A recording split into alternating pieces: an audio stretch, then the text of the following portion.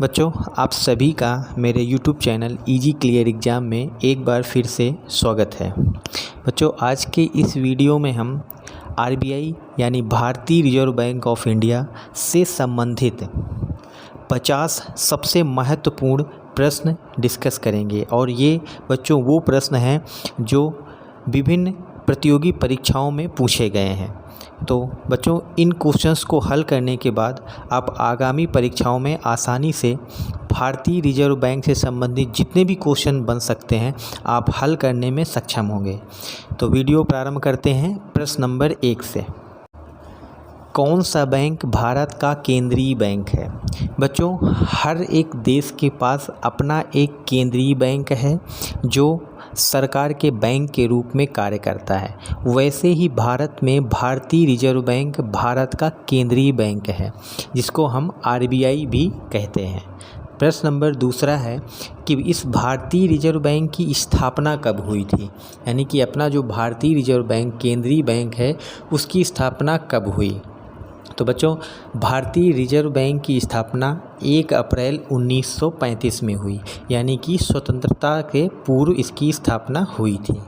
प्रश्न नंबर 3 है भारतीय रिजर्व बैंक की स्थापना कहाँ पर हुई, यानी कि ब्रिटिश काल में हमारे RBI की स्थापना कहाँ पर की गई थी? तो बच्चों, सही उत्तर है इसका कलकत्ता, यानी कि अंग्रेज़ों ने स्वतंत्रता प्राप्ति से पहले कलकत्ता में भारतीय रिजर्व बैंक की स्थापना की थी। प्रश्न नंबर 4 है वर्तमान में भारतीय रिजर्व बैंक का मुख्यालय कहाँ पर स्थित है, यानी कि स्थापना के समय RBI का मुख्यालय कलकत्ता में था और वर्तमान में भारतीय रिजर्व बैंक यानी RBI का मुख्यालय मुंबई में है। दोस्तों, इसको वित्त नगरी भी कहते हैं। अगला प्रश्न है भारतीय रिजर्व बैंक का मुख्यालय कलकत्ता से मुंबई किस वर्ष स्थानांतरित किया गया था, यानी कि इसकी स्थापना कलकत्ता में हुई लेकिन वर्तमान में मुंबई में यह इसका मुख्यालय है। तो वह किस वर्ष इसको स्थानांतरित किया गया था? तो बच्चों, सही उत्तर है 1949। आज़ादी के बाद जब इसका राष्ट्रीयकरण हुआ तभी इसको कलकत्ता से मुंबई स्थानांतरित किया गया, यानी अभी इसका मुख्यालय मुंबई में है। अगला प्रश्न है भारतीय रिजर्व बैंक के मुख्य कार्य क्या है? बच्चों, इससे सबसे महत्वपूर्ण क्वेश्चंस यही है 50 क्वेश्चंस में कि भारतीय रिजर्व बैंक के मुख्य कार्य क्या है, जैसे कि बैंकिंग उद्योग का विनियमन करना, सरकार के बैंकर के रूप में कार्य करना, वित्तीय स्थिरता बनाए रखना, मौद्रिक नीति समीक्षा, महंगाई दर नियंत्रण में रखना, विदेशी मुद्रा भंडार सुनिश्चित करना, यानी कि जो हम आयात निर्यात करते हैं उसके लिए विदेशी मुद्रा का भंडार होना बहुत ही आवश्यक है। यह कार्य भी RBI करता है। और बच्चों, भारत में महंगाई दर की एक निश्चित दर को बनाए रखना भी इसका कार्य है। इसके साथ साथ सरकार का वित्तीय स्थिरता भी इसका कार्य है। दोस्तों, इसके साथ साथ ही यह भारत में सभी बैंकों का विनियमन करता है, इसीलिए इसको बैंक ऑफ बैंक भी कहा जाता है। तो यानी बैंकिंग उद्योग का विनियमन करना भी इसका महत्वपूर्ण कार्य है। बच्चों, अगला प्रश्न देखते हैं भारतीय रिजर्व बैंक का राष्ट्रीयकरण कब हुआ था, यानी कि भारत के केंद्रीय बैंक RBI का नेशनलाइजेशन कब हुआ? तो बच्चों, यह 1949 में RBI का राष्ट्रीयकरण हुआ था और उसी समय इसका मुख्यालय भी मुंबई स्थानांतरित किया गया। बच्चों, वर्तमान में भारतीय रिजर्व बैंक के गवर्नर कौन हैं?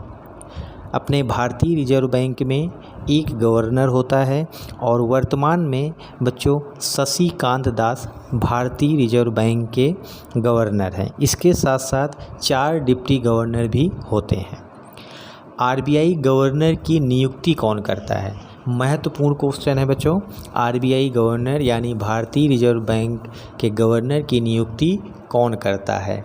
तो इसका उत्तर हो जाता है मंत्रिमंडल नियुक्ति समिति, यानी भारत सरकार की कैबिनेट कमेटी ऑन अपॉइंटमेंट।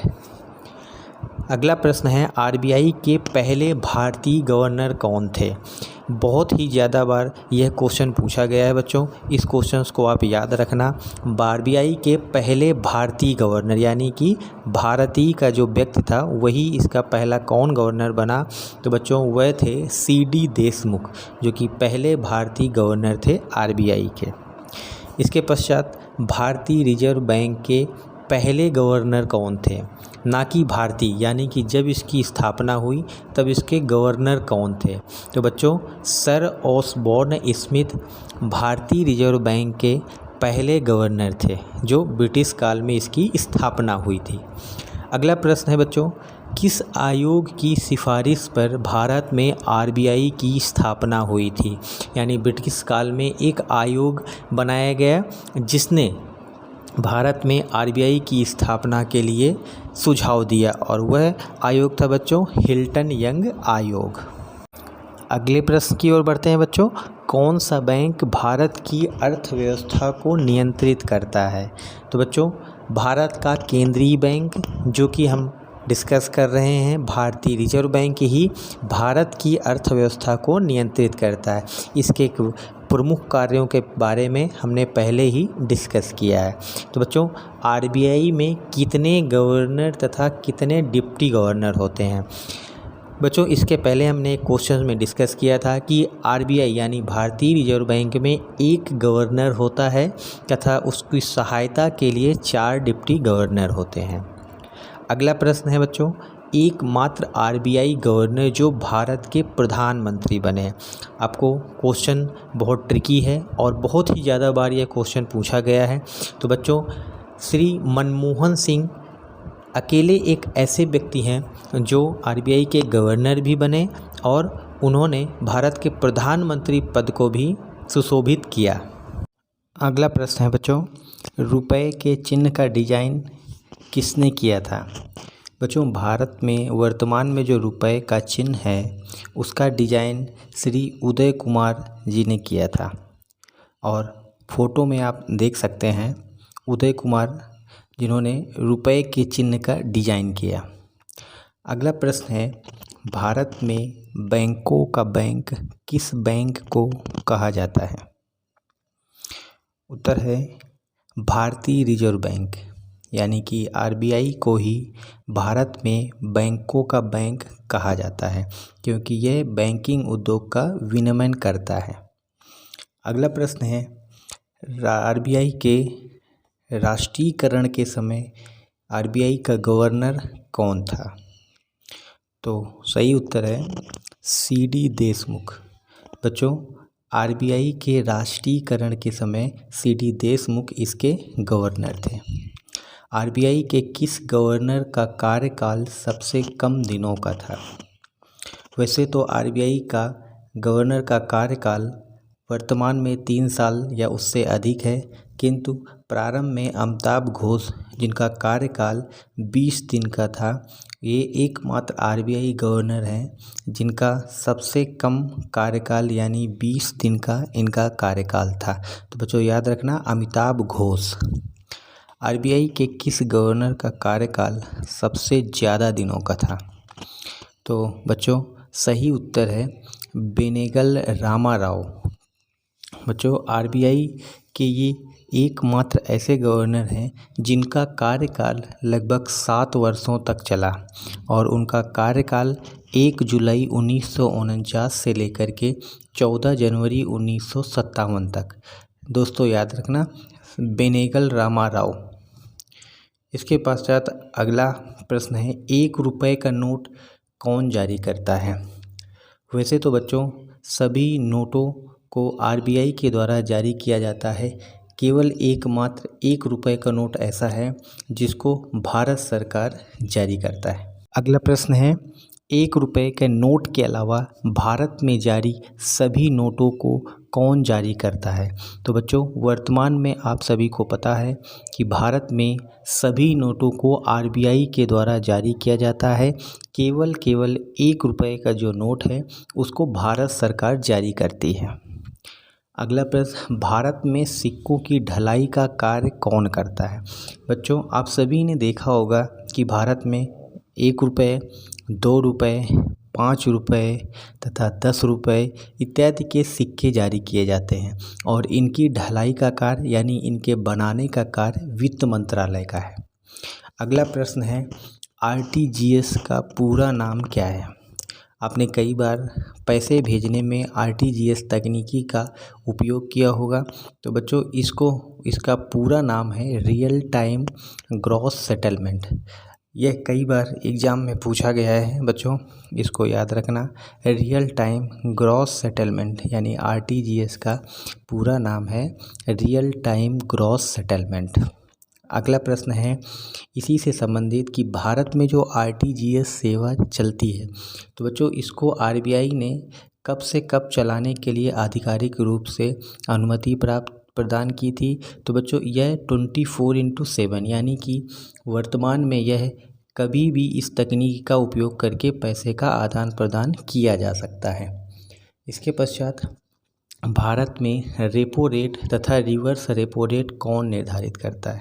बच्चों आगे हम रिवर्स रेपो रेट और रेपो रेट के बारे में और विस्तार से जानकारी हासिल करेंगे। इस प्रश्न में सिर्फ इतना जान लीजिए कि इसको आरबीआई के द्वारा निर्धारित किया जाता है। बच्चों अगला प्रश्न है, जीडीपी किसे कहते हैं तथा इसका पूरा नाम क्या है? तो बच्चों जीडीपी का पूरा नाम है ग्रॉस डोमेस्टिक प्रोडक्ट या सकल घरेलू उत्पाद। यह एग्ज़ाम में कई बार पूछा गया है बच्चों। इसकी परिभाषा के बारे में भी आपसे इंटरव्यू में पूछा जा सकता है कि आखिर जीडीपी होता क्या है। तो बच्चों किसी देश की सीमाओं में, जैसे मैं अपने भारत देश को ले लेते हैं, इस भारत देश की सीमाओं के अंदर आमतौर पर एक वर्ष में उत्पादित सभी अंतिम वस्तुओं और सेवाओं का अंतिम मौद्रिक मूल्य ही सकल घरेलू उत्पाद कहलाता है। जैसे भारत की सीमा के अंदर 1 अप्रैल से 30 मार्च तक हम जीडीपी की गणना करते हैं। अगला प्रश्न है, विदेशी मुद्रा भंडार किसके संरक्षण में रहता है? बच्चों विदेशी मुद्रा भंडार, इस नाम से ही आपको पता होगा कि इसमें विदेशी मुद्राओं का एक भंडारण किया जाता है जिससे हमें आयात निर्यात तथा अपने अर्थव्यवस्था को संरक्षण प्रदान किया जा सके। जैसे कोई भी सामान हम बाहर से आयात करते हैं तो उसे हमें विदेशी मुद्रा में आयात करना पड़ता है। तो दोस्तों इसका मुख्य कार्य भारतीय रिजर्व बैंक का है कि वह विदेशी मुद्रा का संरक्षण करे। अब विदेशी मुद्रा होती क्या क्या है? बच्चों विदेशी मुद्राओं में विदेशी मुद्रा पर संपत्तियाँ जैसे कि डॉलर इत्यादि, स्वर्ण भंडार, अंतर्राष्ट्रीय मुद्रा कोष में जो अपना रिजर्व ट्रेंच है उसके द्वारा विशेष आहरण अधिकार जो हमारे आईएमएफ में हमको दिए गए हैं। तो इन चारों को बहुत ही गौर से आप पढ़ लीजिए, क्योंकि बहुत ही ज़्यादा बार यह क्वेश्चंस आया है कि विदेशी मुद्रा भंडार में कौन कौन सी परिसंपत्तियां शामिल होती हैं। तो बच्चों यह सबसे महत्वपूर्ण क्वेश्चन है। अगला प्रश्न है बच्चों, भारत में मुद्रा आपूर्ति को कौन नियंत्रित करता है? तो बच्चों सबसे पहले यह जान लेना आवश्यक है कि भारत में मुद्रा आपूर्ति से मतलब क्या है। बच्चों मुद्रा आपूर्ति का मतलब यह होता है कि मुद्रा को एक नियंत्रित मात्रा में ही बाज़ार में प्रसारित किया जाए, जिससे ना तो ज़्यादा महंगाई हो और ना ही मंदी आए।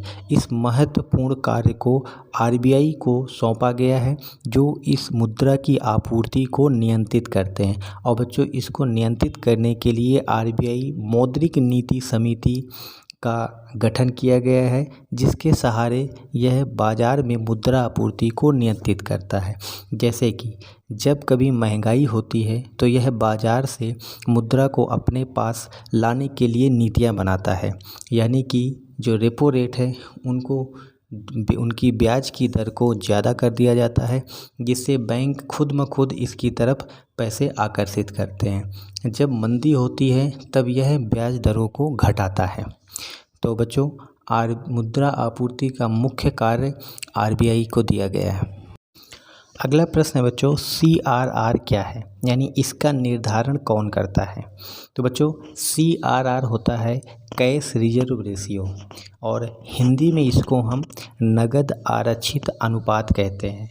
बच्चों CRR को RBI के द्वारा निर्धारित किया जाता है। यह एक प्रकार की CRR दर होती है जिस दर पर बैंक को अपने कुल धन का कुछ परसेंट जो कि RBI निर्धारित करेगा उसको अपने पास कैश के रूप में या फिर RBI के पास रखना होता है।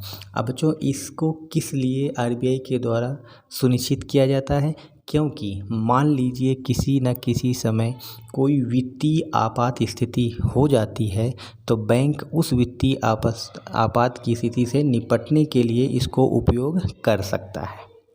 अगला प्रश्न है बच्चों, भारतीय रिजर्व बैंक की स्थापना किस अधिनियम के द्वारा की गई थी। बच्चों भारतीय रिजर्व बैंक यानी कि RBI की स्थापना भारतीय रिजर्व बैंक अधिनियम 1934 के आधार पर ब्रिटिश काल में की गई थी। अगला प्रश्न है, भारतीय रिजर्व बैंक के लोगो का यानी प्रतीक का संक्षेप में वर्णन कीजिए। तो बच्चों भारतीय रिजर्व बैंक का जो लोगो है उसमें रॉयल बंगाल टाइगर तथा ताड़ के पेड़ को दर्शाया गया है। मैंने भारतीय रिजर्व बैंक के लोगो को भी इस वीडियो में दिखाया है, तो आप याद रखिए, ये क्वेश्चन कई बार एग्जाम में पूछा गया है, भारतीय रिजर्व बैंक के लोगो। अगला प्रश्न है, RBI का पूरा नाम क्या है। बच्चों बहुत ही सिंपल सा सवाल है, लेकिन कई बार इसको हम कन्फ्यूजन में हल नहीं कर पाते हैं। तो RBI का पूरा नाम है रिजर्व बैंक ऑफ इंडिया, तथा हिंदी में इसको हम भारतीय रिजर्व बैंक के नाम से जानते हैं। अगला प्रश्न है, RBI का लेखा वर्ष कब से कब तक होता है। बच्चों RBI का जो लेखा वर्ष होता है वह 1 जुलाई से लेकर के 30 जून तक होता है। आमतौर पर भारत का जो वित्तीय वर्ष है वो 1 अप्रैल से 30 मार्च तक होता है। अगला प्रश्न है बच्चों, इसके पहले ही हमने डिस्कस किया कि भारत का वित्तीय वर्ष कब से कब तक होता है। तो बच्चों भारत का वित्तीय वर्ष 1 अप्रैल से लेकर के 30 मार्च तक होता है, और इसी प्रकार अन्य बैंकों का भी जो वित्तीय वर्ष लेखा वर्ष है वो 1 अप्रैल से 30 मार्च तक होता है। अगला प्रश्न है, RBI गवर्नर जो भारत के वित्त मंत्री बने, यानी कि मनमोहन सिंह जी ऐसे व्यक्ति हैं जो भारत में प्रधानमंत्री भी बने और वित्त मंत्री भी बने, और वह RBI के गवर्नर भी रह चुके हैं। अगला प्रश्न है, भारतीय रिजर्व बैंक के प्रतीक चिन्ह में क्या है। बच्चों हमने इसके पहले क्वेश्चन में हमने देखा था कि भारतीय रिजर्व बैंक के लोगो के बारे में, यानी वही है कि प्रतीक चिन्ह में क्या क्या है। तो बच्चों भारतीय रिजर्व बैंक के प्रतीक चिन्ह में है रॉयल बंगाल टाइगर तथा ताड़ का पेड़। अगला प्रश्न है, रेपो रेट क्या होती है। बच्चों हमने इसके पहले यह क्वेश्चन पढ़ा था कि रेपो रेट कौन जारी करता है। तो रेपो रेट RBI के द्वारा जारी होती है, और भारत में स्थित बैंक अपने कार्यों के लिए RBI से लोन लेते हैं, और बैंक इस लोन पर RBI को जिस ब्याज दर पर कर चुकाते हैं उसी को हम रेपो रेट कहते हैं। अगला प्रश्न है, रेपो रेट क्या होती है। तो बच्चों रेपो रेट का ही उल्टा रिवर्स रेपो रेट होती है। जब RBI बैंकों से कोई कर्ज लेती है और वह जिस दर पर बैंकों को ब्याज देता है उसको हम रिवर्स रेपो रेट कहते हैं। रेपो रेट याद रखना बच्चों कि बैंक कर्ज लेते हैं, रिवर्स रेपो रेट में बैंक RBI के पास धन जमा करते हैं। अगला प्रश्न है, 10 रुपये के नोट पर कौन सा स्मारक बना है। दोस्तों हाल ही में कई बार क्वेश्चंस पूछे गए हैं कि किस नोट में कौन सा स्मारक बना हुआ है, तो इस वीडियो में हम आपको बताएंगे कि किस नोट में कौन सा स्मारक बना है। तो इसमें 10 रुपये के नोट में बच्चों कोणार्क का सूर्य मंदिर बना है, आप पिक्चर में देख सकते हैं। अगला प्रश्न है, देवास नोट प्रिंटिंग प्रेस कहाँ पर है, यानी कि जो देवास नोट प्रिंटिंग प्रेस है वो भारत के किस राज्य में है। तो बच्चों Dewas note printing press Bharat में मध्य प्रदेश राज्य में है। प्रिंटिंग प्रेस के बारे में अवश्य ही ज्ञान अर्जित करें बच्चों, यह मैक्सिमम क्वेश्चन एग्जाम में पूछा जाता है। अगला प्रश्न है 50 रुपये के नोट में कौन सा स्मारक चिन्हित है। तो बच्चों पिक्चर में आप देख पा रहे होंगे कि 50 रुपये के नोट में हम्पी का मंदिर यानी जो रथ पर हम्पी मंदिर बना हुआ है वह 50 रुपये के नोट में अंकित किया गया है। तो बच्चों 50 रुपये की नोट में कौन सा स्मारक चिन्हित है, वह है हम्पी का मंदिर। अगला प्रश्न है 20 रुपये के नोट में कौन सा स्मारक चिन्हित है।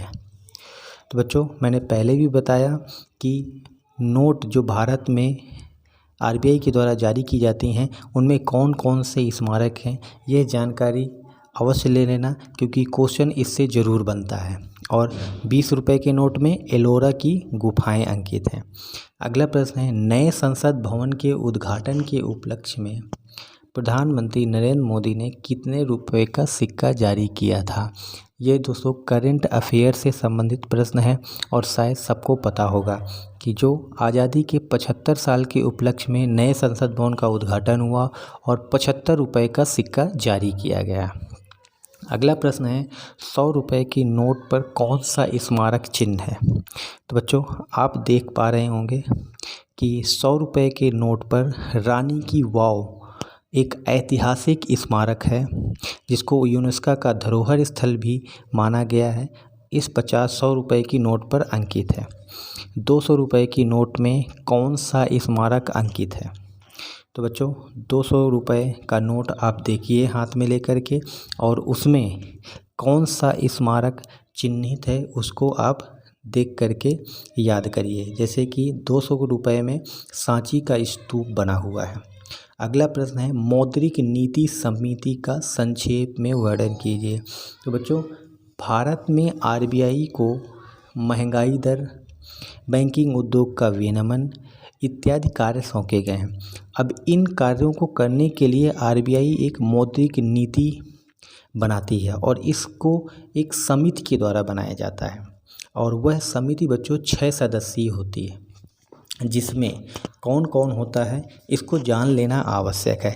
पहले तो सबसे महत्वपूर्ण जानकारी यह है बच्चों कि इस समिति को जो मौद्रिक नीति समिति है उसको उर्जित पटेल आयोग की सिफारिश पर ही निर्मित किया गया था और यह जो मौद्रिक नीति समिति है यह हर 2 महीने में अपनी समीक्षा जारी करती है। इसके पश्चात इसका गठन केंद्र सरकार द्वारा किया जाता है। अब इसके गठन में क्या महत्वपूर्ण है, महत्वपूर्ण यह है बच्चों इसमें कि इसमें 3 सदस्य आरबीआई से होते हैं और 3 स्वतंत्र सदस्य जो भारत सरकार द्वारा नियुक्त किए जाते हैं और इस मौद्रिक नीति समिति की अध्यक्षता आरबीआई के द्वारा की जाती है। अगला प्रश्न है बच्चों 500 रुपये के नोट में कौन सा स्मारक अंकित किया गया है। तो बच्चों आप 500 रुपये का नोट, 10 रुपये का नोट, 20 रुपये का नोट, 50 रुपये का नोट, 200 रुपये का नोट इत्यादि को देखकर इनमें स्मारक चिन्ह को जरूर देखिए। 500 के रुपये के नोट पर लाल किला अंकित किया गया है। अगला प्रश्न है 2000 रुपये के नोट में कौन सा स्मारक अंकित किया है। दोस्तों 2000 रुपये के नोट से संबंधित एक करंट अफेयर का क्वेश्चन यह है कि हाल ही में सरकार ने इन नोटों को वापस लेने के लिए समीक्षा जारी की है और दोस्तों इनके 2000 रुपये के नोट में मंगलयान का प्रतीक चिन्ह जारी किया गया है। इसके पश्चात अंतर्राष्ट्रीय मुद्रा कोष का मुख्यालय कहाँ पे है। इसको बच्चों आपने न्यूज़ में कई बार देखा होगा, IMF। बच्चों अंतर्राष्ट्रीय मुद्रा कोष का मुख्यालय वाशिंगटन DC जो कि अमेरिका में है वहाँ पर स्थित है। अगला प्रश्न है बच्चों मौद्रिक नीति समिति की अध्यक्षता कौन करता है। बच्चों हमने पहले क्वेश्चन देखा था कि मौद्रिक नीति समीक्षा के बारे में। तो बच्चों आरबीआई को जो गवर्नर होता है वह मौद्रिक नीति समिति की जो बैठक होती है 2 महीने में उसकी अध्यक्षता करता है। तो बच्चों आप सभी को ये वीडियो कैसा लगा, इसको लाइक सब्सक्राइब करें।